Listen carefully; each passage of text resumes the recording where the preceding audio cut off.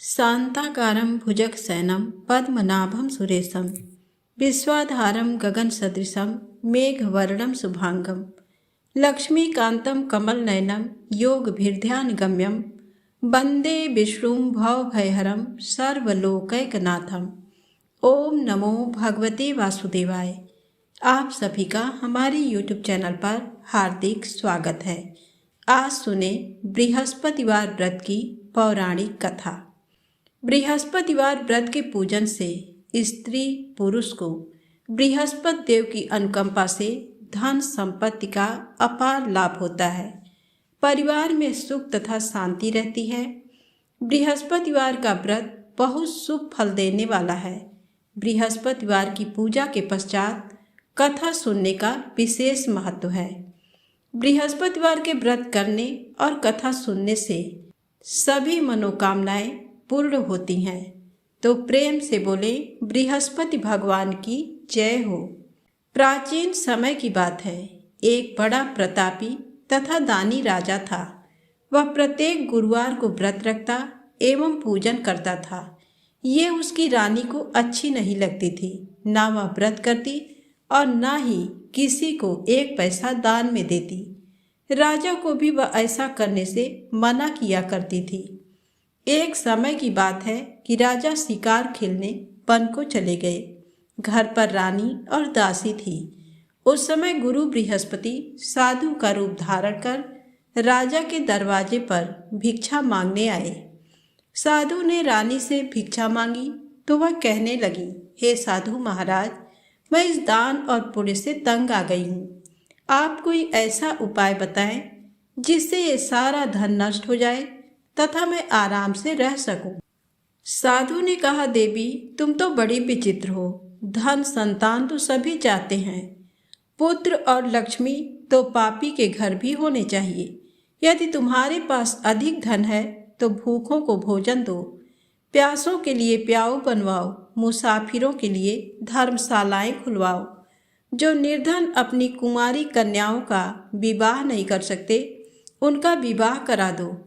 ऐसे और कई काम हैं जिनके करने से तुम्हारा यश लोक परलोक में फैलेगा। परंतु रानी पर उपदेश का कोई प्रभाव न पड़ा। वह बोली, महाराज, आप मुझे कुछ न समझाएं। मैं ऐसा धन नहीं चाहती जो हर जगह बांटती फिरूं।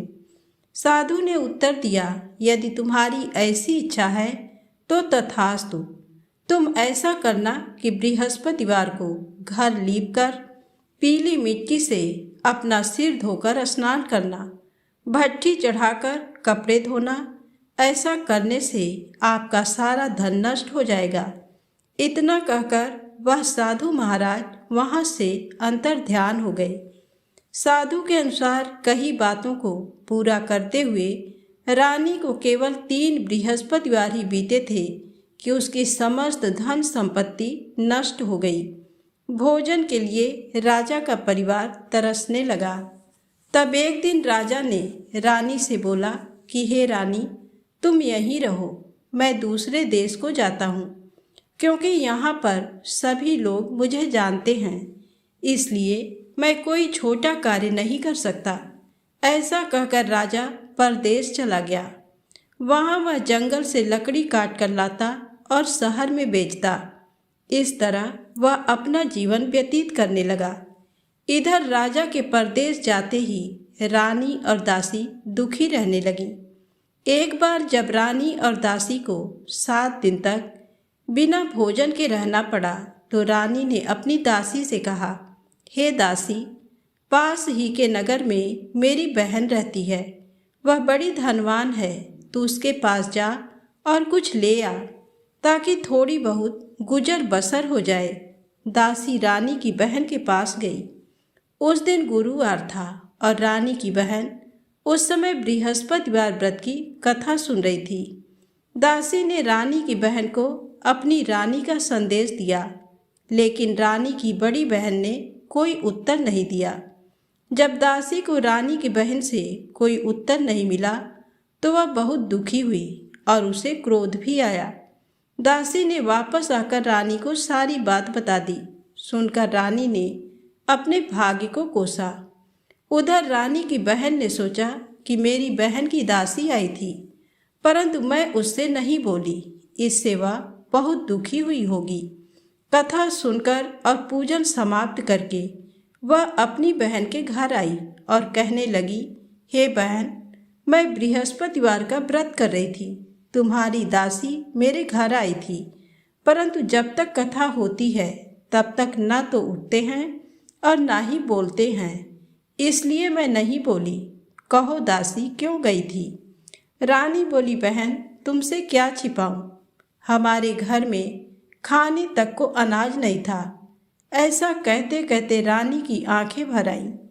उसने दासी समेत पिछले 7 दिनों से भूखे रहने तक की बात अपनी बहन को विस्तार पूर्वक सुना दी।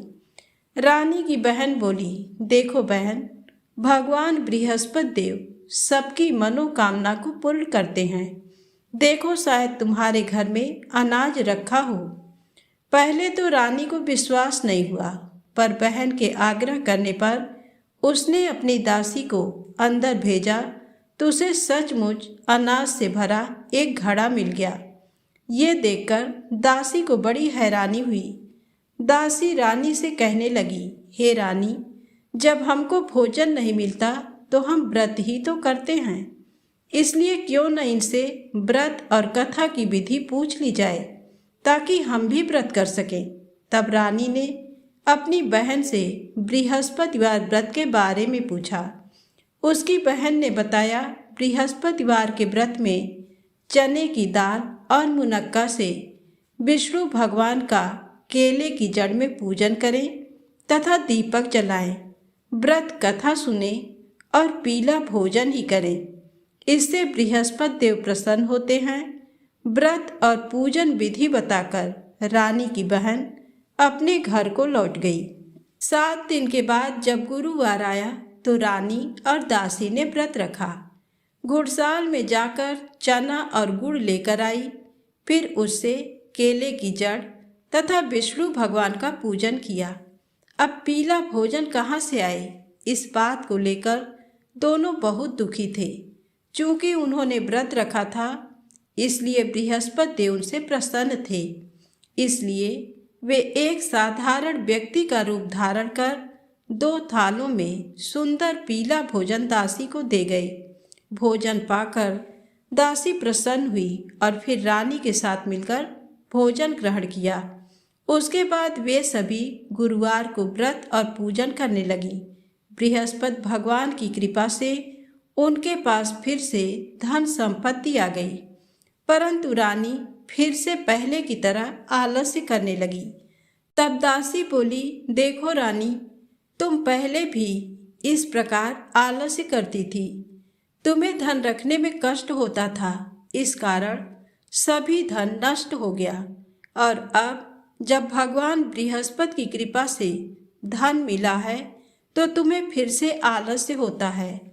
रानी को समझाते हुए दासी कहती है कि बड़ी मुसीबतों के बाद हमने ये धन पाया है, इसलिए हमें दान पुण्य करना चाहिए, भूखे मनुष्यों को भोजन कराना चाहिए और धन को शुभ कार्यों में खर्च करना चाहिए, जिससे तुम्हारे कुल का यश बढ़ेगा, स्वर्ग की प्राप्ति होगी और पितृ प्रसन्न होंगे। दासी की बात मानकर रानी अपना धन शुभ कार्यों में खर्च करने लगी, जिससे पूरे नगर में उसका यश फैलने लगा। एक दिन रानी और दासी दोनों आपस में विचार करने लगी कि न जाने राजा किस दशा में होंगे। उनकी कोई खोज खबर भी नहीं है। उन्होंने श्रद्धा पूर्वक गुरु बृहस्पति भगवान से प्रार्थना की कि राजा जहाँ कहीं भी हो शीघ्र वापस आ जाएं। उधर राजा परदेश में बहुत दुखी रहने लगा। वह प्रतिदिन जंगल से लकड़ी बीनकर लाता और उसे शहर में बेचकर अपने दुखी जीवन को बड़ी कठिनता से व्यतीत करता था। एक दिन दुखी हो अपनी पुरानी बातों को याद करके वह रोने लगा और उदास हो गया। उसी समय राजा के पास बृहस्पति देव साधु के वेश में आकर बोले, हे लकड़हारे, तुम इस सुनसान जंगल में किस चिंता में बैठे हो, मुझे बतलाओ। ये सुन राजा के नेत्रों में जल भर आया। साधु की वंदना कर राजा ने अपनी संपूर्ण कहानी सुना दी। महात्मा दयालु होते हैं। वे राजा से बोले, हे राजा, तुम्हारी पत्नी ने बृहस्पति देव के प्रति अपराध किया था, जिसके कारण तुम्हारी ये दशा हुई। अब तुम किसी प्रकार की चिंता मत करो, भगवान तुम्हें पहले से अधिक धन देंगे। देखो, तुम्हारी पत्नी ने बृहस्पतिवार का व्रत प्रारंभ कर दिया है। अब तुम भी बृहस्पतिवार का व्रत करके चने की दाल व गुड़ जल के लोटे में डालकर केले का पूजन करो, फिर कथा कहो या सुनो। भगवान तुम्हारी सब कामनाओं को पूर्ण करेंगे। साधु की बात सुनकर राजा बोला, हे प्रभु, लकड़ी बेचकर तो इतना पैसा भी नहीं मिलता जिससे भोजन करने के उपरांत कुछ बचा सकूं। मैंने रात्र में अपनी रानी को व्याकुल देखा है। मेरे पास कोई साधन नहीं जिससे इसका समाचार जान सकूं। फिर मैं बृहस्पति देव की क्या कहानी कहूं, ये भी मुझको मालूम नहीं है।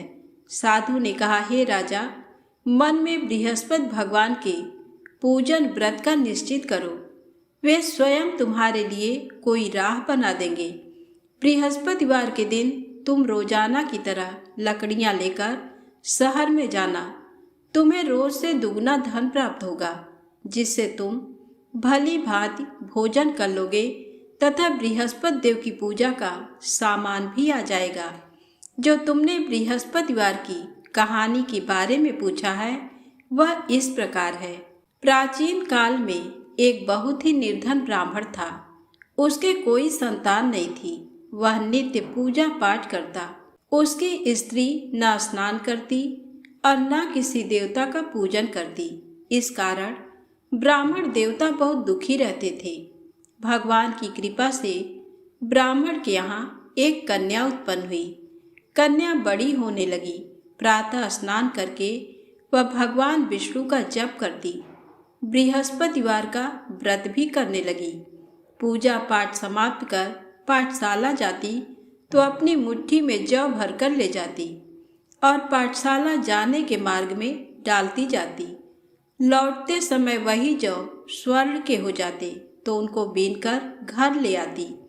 एक दिन वह बालिका सूप में उन सोने के जौ को फटक कर साफ कर रही थी कि तभी उसकी माँ ने देख लिया और कहा, हे बेटी, सोने के जौ को फटकने के लिए सोने का सूप भी तो होना चाहिए। दूसरे दिन गुरुवार था।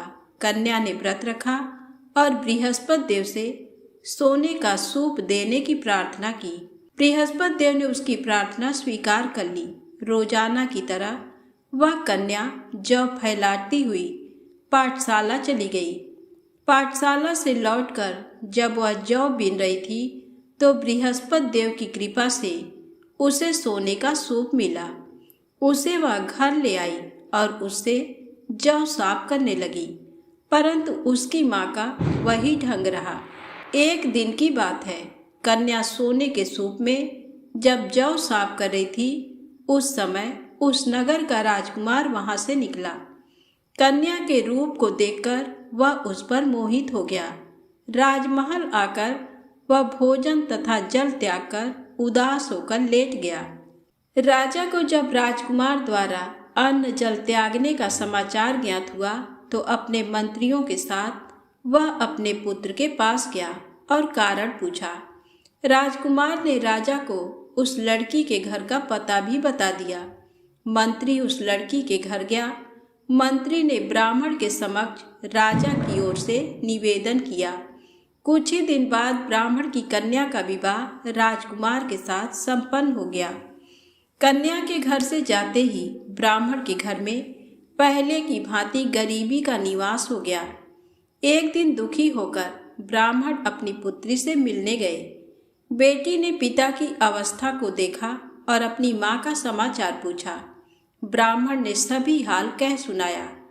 कन्या ने बहुत सा धन देकर अपने पिता को विदा कर दिया, लेकिन कुछ दिन बाद फिर वही हाल हो गया। ब्राह्मण फिर अपनी कन्या के यहाँ गया और सभी हाल कहा तो पुत्री बोली, हे पिताजी, आप माता जी को यहाँ लिवा लाओ। मैं उन्हें वह विधि बता दूंगी जिससे गरीबी दूर हो जाए। ब्राह्मण देवता अपनी स्त्री को साथ लेकर अपनी पुत्री के पास राजमहल पहुँचे तो पुत्री अपनी माँ को समझाने लगी, हे माँ, तुम प्रातःकाल स्नान आदि करके विष्णु भगवान का पूजन करो तो सब दरिद्रता दूर हो जाएगी। परंतु उसकी माँ ने उसकी एक भी बात नहीं मानी। वह प्रातःकाल उठकर अपनी पुत्री के बच्चों का बचा जूठन खा लेती थी। एक दिन उसकी पुत्री को बहुत गुस्सा आया। उसने अपनी माँ को एक कोठरी में बंद कर दिया। प्रातःकाल उसने स्नान आदि करा के पूजा पाठ करवाया तो उसकी माँ की बुद्धि ठीक हो गई। इसके बाद वह नियम से पूजा पाठ करने और प्रत्येक बृहस्पतिवार को व्रत रखने लगी। इस व्रत के प्रभाव से मृत्यु के बाद वह स्वर्ग को गई। वह ब्राह्मण भी सुखपूर्वक इस लोक का सुख भोगकर स्वर्ग को प्राप्त हुआ। इस तरह कहानी कहकर साधु देवता वहां से अंतर ध्यान हो गए। धीरे धीरे समय व्यतीत होने पर फिर बृहस्पतिवार का दिन आया। राजा जंगल से लकड़ी काटकर शहर में बेचने गया। उसे उस दिन और दिनों से अधिक धन मिला। राजा ने चना गुड़ आदि लाकर बृहस्पतिवार का व्रत किया। उस दिन से उसके सभी क्लेश दूर हुए। परंतु जब अगले गुरुवार का दिन आया तो वह बृहस्पतिवार का व्रत करना भूल गया। इस कारण बृहस्पति भगवान नाराज हो गए। उस दिन उस नगर के राजा ने विशाल यज्ञ का आयोजन किया तथा शहर में ये घोषणा करा दी कि कोई भी मनुष्य अपने घर में भोजन न बनावे, न आग जलावे। समस्त जनता मेरे यहाँ भोजन करने आवे। इस आज्ञा को जो न मानेगा उसे फांसी की सजा दी जाएगी। इस तरह की घोषणा संपूर्ण नगर में करवा दी गई। राजा की आज्ञा अनुसार शहर के सभी लोग भोजन करने गए, लेकिन लकड़हारा कुछ देर से पहुंचा। इसलिए राजा उसको अपने साथ घर लिवा गए और ले जाकर भोजन करा रहे थे तो रानी की दृष्टि उस खूंटी पर पड़ी जिस पर उसका हार लटका हुआ था। वह वहां पर दिखाई नहीं दिया।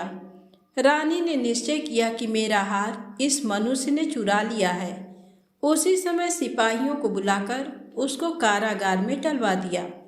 जब लकड़हारा कारागार में पड़ गया और बहुत दुखी होकर विचार करने लगा कि न जाने कौन से पूर्व जन्म के कर्म से मुझे ये दुख प्राप्त हुआ, और उसी साधु को याद करने लगा जो कि जंगल में मिला था।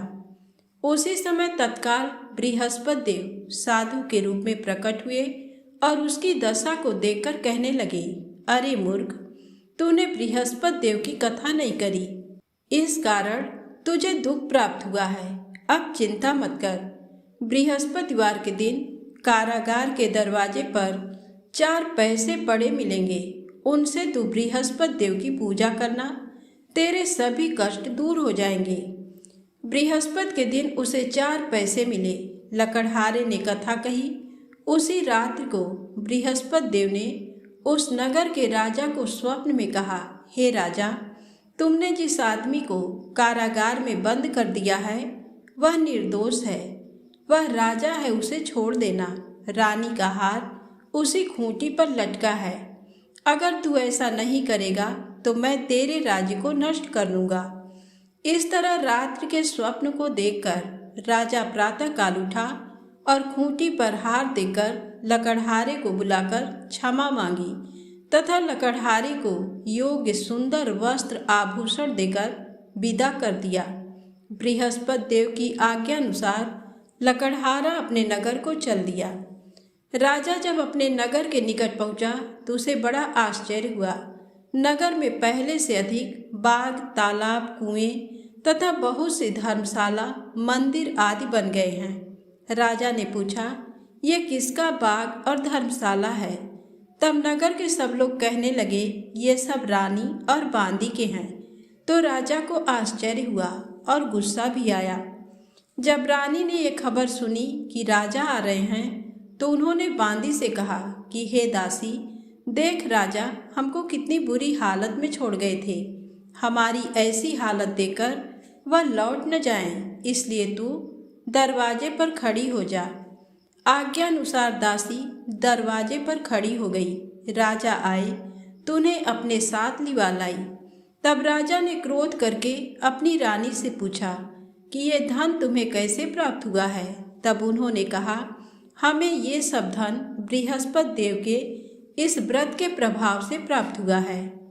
राजा ने निश्चय किया कि 7 रोज बाद तो सभी बृहस्पति देव का पूजन करते हैं, परंतु मैं प्रतिदिन दिन में 3 बार कहानी तथा रोज व्रत किया करूँगा। अब हर समय राजा के दुपट्टे में चने की दाल बंधी रहती तथा दिन में 3 बार कहानी कहता। एक रोज राजा ने विचार किया कि चलो अपनी बहन के यहाँ हो आवें। इस तरह निश्चय कर राजा घोड़े पर सवार हो अपनी बहन के यहाँ को चलने लगा। मार्ग में उसने देखा कि कुछ आदमी एक मुर्दे को लिए जा रहे हैं।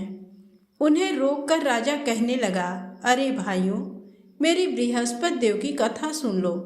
वे बोले, लो, हमारा तो आदमी मर गया है, इसको अपनी कथा की पड़ी है। परंतु कुछ आदमी बोले, अच्छा कहो, हम तुम्हारी कथा भी सुनेंगे। राजा ने दाल निकाली और जब कथा आधी हुई थी कि मुर्दा हिलने लग गया, और जब कथा समाप्त हो गई तो राम राम करके मनुष्य उठकर खड़ा हो गया। आगे मार्ग में उसे एक किसान खेत में हल चलाता मिला। राजा ने उसे देखा और उससे बोले, अरे भैया, तुम मेरी बृहस्पतिवार की कथा सुन लो। किसान बोला, जब तक मैं तेरी कथा सुनूंगा तब तक 4 हरैया जोत लूँगा। जाए अपनी कथा किसी और को सुनाना। इस तरह राजा आगे चलने लगा। राजा के हटते ही बैल पछाड़ खाकर गिर गए तथा किसान के पेट में बड़ी जोर का दर्द होने लगा। उस समय उसकी माँ रोटी लेकर आई। उसने जब ये देखा तो अपने पुत्र से सब हाल पूछा और बेटे ने सभी हाल कह दिया। तो बुढ़िया दौड़ी दौड़ी उस घुड़सवार के पास गई और उससे बोली कि मैं तेरी कथा सुनूंगी, तू अपनी कथा मेरे खेत पर चलकर ही कहना।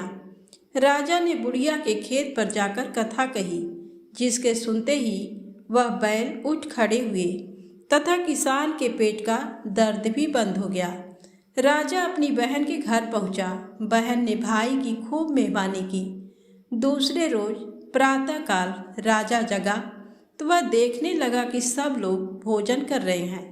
राजा ने अपनी बहन से कहा, ऐसा कोई मनुष्य है जिसने भोजन नहीं किया हो, मेरी बृहस्पतिवार की कथा सुन ले। बहन बोली, हे भैया, ये देश ऐसा ही है कि पहले यहाँ लोग भोजन करते हैं, बाद में अन्य काम करते हैं। अगर कोई पड़ोस में हो तो देख आऊं। वह ऐसा कहकर देखने चली गई, परंतु उसे कोई ऐसा व्यक्ति नहीं मिला जिसने भोजन न किया हो।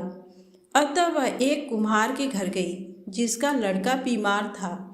उसे मालूम हुआ कि उनके यहाँ 3 रोज से किसी ने भोजन नहीं किया है। रानी ने अपने भाई की कथा सुनने के लिए कुम्हार से कहा। वह तैयार हो गया। राजा ने जाकर बृहस्पतिवार की कथा कही, जिसको सुनकर उसका लड़का ठीक हो गया। अब तो राजा की प्रशंसा होने लगी। एक रोज राजा ने अपनी बहन से कहा कि हे बहन, हम अपने घर को जाएंगे, तुम भी तैयार हो जाओ। राजा की बहन ने अपनी सास से कहा। सास ने कहा, हाँ चली जा, परंतु अपने लड़कों को मत ले जाना, क्योंकि तेरे भाई के कोई औलाद नहीं है। बहन ने अपने भैया से कहा, हे भैया, मैं तो चलूँगी, पर कोई बालक नहीं जाएगा। राजा बोला, जब कोई बालक नहीं चलेगा तब तुम ही क्या करोगी।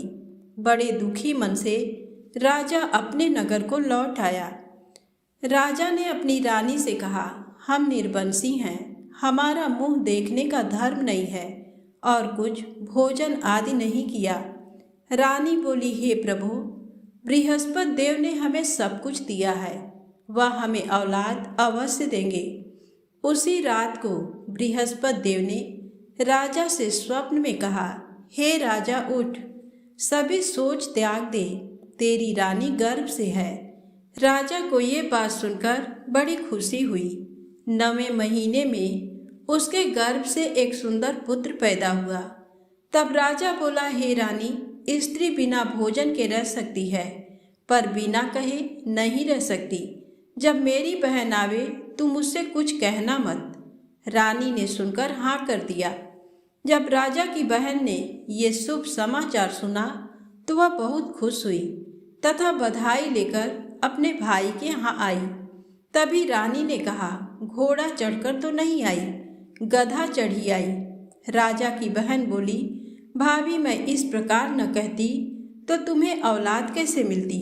बृहस्पति देव ऐसे ही हैं, जैसी जिसके मन में कामनाएं हैं सभी को पूर्ण करते हैं। जो सद्भावना पूर्वक बृहस्पतिवार का व्रत करता है एवं कथा पढ़ता है अथवा सुनता है, दूसरों को सुनाता है, बृहस्पति देव उसकी सभी मनोकामना पूर्ण करते हैं। प्रेम से बोलें, बृहस्पति भगवान की जय हो।